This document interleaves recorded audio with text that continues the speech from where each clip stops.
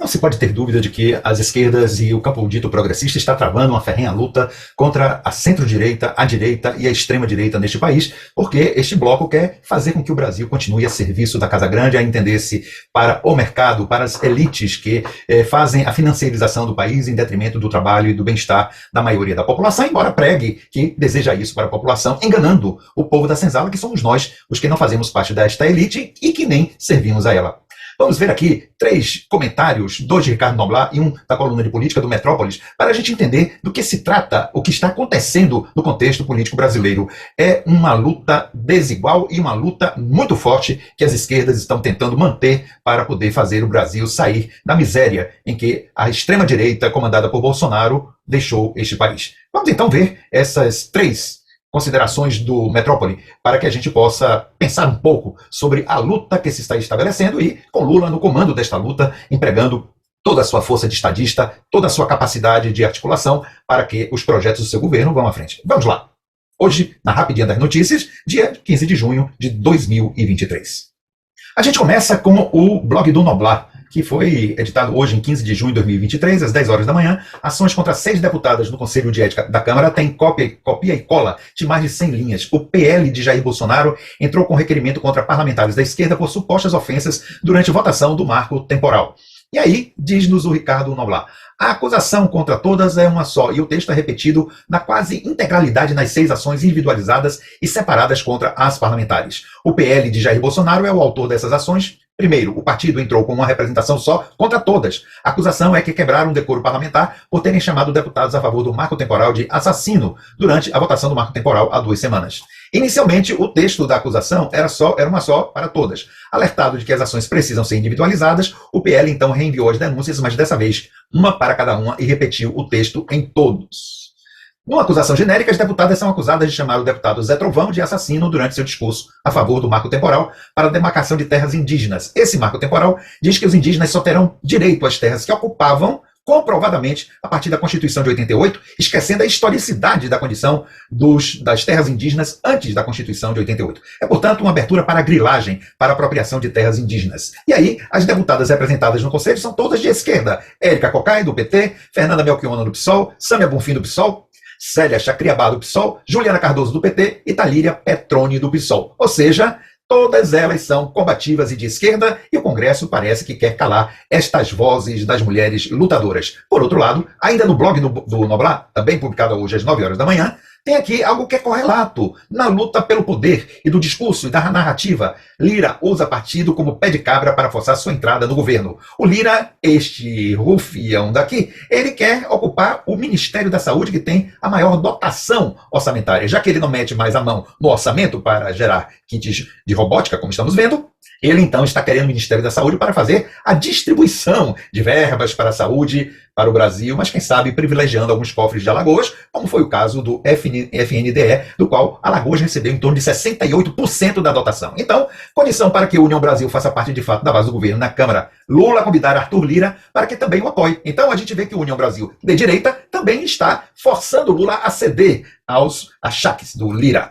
Foi o que disse o deputado Elmar Nascimento, da Bahia, líder do partido, em conversa com o chefe da Casa Civil, Rui Costa. Nascimento é homem de confiança de Lira. Vocês estão vendo o traçado que está acontecendo por aí? União Brasil tem 3 ministérios: Desenvolvimento Regional, com Valder Góes, Comunicações com Juscelino Filho e Turismo com Daniela Carneiro, essa de saída. Segundo notícias, o Lula confirmou a permanência dela. Mas também não é só no Congresso que a luta se trava em torno de um discurso mais popular, que atenda às necessidades populares, entre a esquerda, Lira e o seu comando sobre o bloco da direita e da extrema-direita. Diz Lula, aqui na coluna de política do Metrópolis, assinado por Mariana Costa: não trabalho tentando agradar o agro. Questionado sobre afagos ao setor, Lula diz que agronegócio tem problema ideológico com o governo. O presidente Luiz Inácio Lula da Silva, do PT, disse nesta quinta-feira, 15 de junho, que não trabalha tentando agradar o agronegócio, segmento que foi um dos alavancadores do PIB no primeiro trimestre. O chefe do Executivo Federal foi questionado sobre afagos ao setor, que apoiou majoritariamente Jair Bolsonaro na eleição de 2022.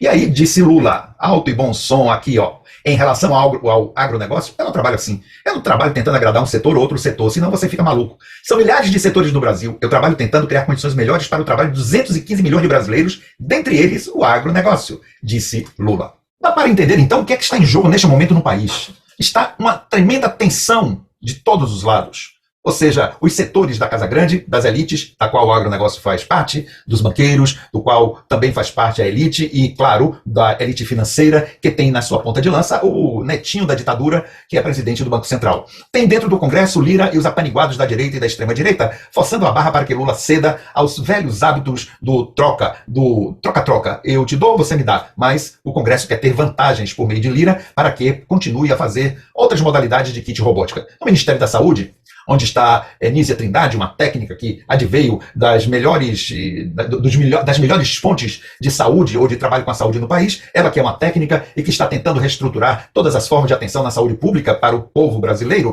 ela está aí tentando fazer o seu trabalho e o Lira quer meter mão em cima de algo, acho que em torno de 22 bilhões de reais, que é a dotação orçamentária para o Ministério da Saúde. E esse dinheiro o Lira quer ter para distribuir naturalmente com seus apaniguados e, quem sabe, como já dissemos, privilegiar alguns cofres de Alagoas. Mas dentro disso tudo está o nosso Lula aí tensionando com a sua autoridade de estadista, a sua autoridade pessoal, hoje comprovadamente um homem limpo, porque nenhuma acusação sobre ele pesou, e todos aqueles que o acusavam estão sendo submetidos agora à acusação de corrupção, a começar pelo Sérgio Moro e pelo Dallagnol, e pela turma do TRF4 lá do Sul. Agora também o Lira sendo encaixado aí, provavelmente, nas investigações da PF, para mostrar o quanto ele ajudou a Alagoas, não é? Ajudou a Alagoas na distribuição orçamentária, na distribuição do FNDE, na área da educação com os kits robóticas. Estamos aí vendo que essas pessoas todas estão comprometidas com vastos campos de apropriação indébita, de roubo, de prevaricação,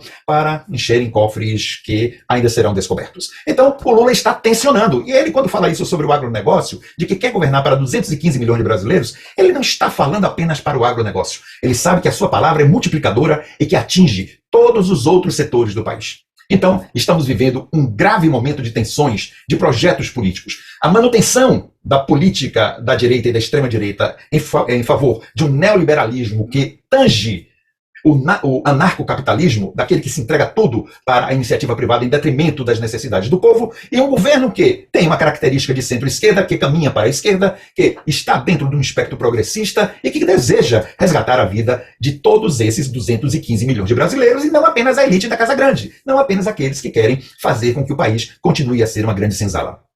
Tenho proposto, nas nossas reflexões e comentários aqui, que hoje nós temos uma luta de classes. Não é apenas uma luta de classe entre o capital e o trabalho, entre o capitalista e o trabalhador. É mais amplo, mais grave e estrutural ainda mais. Estamos numa luta entre uma elite colonizada e que deseja colonizar o Brasil em uma lógica em que esta elite tem para si como mentalidade que ela é dona do país. E o restante tem que servi-la. Aqueles que a servem diretamente se associam a ela e estão bem de vida, estão bem na pirâmide. Quem não se associa a ela e todo o resto do povo, que é a esmagadora maioria da população brasileira, em torno de talvez 97%, esta continuará, na mentalidade deles, a servir a esta Casa Grande. É isto que o governo de Bolsonaro, de Temer, de todos os governos de direita e de extrema-direita pretendem. Escravizar a população. Então nós temos hoje uma luta, imagine, em pleno 2021 no Brasil, entre os que estão conceitualmente na senzala da Casa Grande, os que não fazem parte da corriola dos privilegiados, do capitalismo financeiro e do agronegócio, o povo, a grande esmagadora parte da população brasileira, e 2 a 3% entre os que são 1% realmente ricos no Brasil, e mais 1 a 2% que serve a eles nos estamentos que representam os interesses dessa elite. Esta é a mais clara luta de classes que emergiu. Sempre houve, mas emergiu a partir dos governos da direita de Temer e da extrema-direita de Bolsonaro. Então, é uma luta que Lula está estabelecendo para que nós o acompanhemos no sentido de tornar o Brasil realmente um Brasil para todos os 215 milhões de brasileiros. Um abraço e até uma outra oportunidade.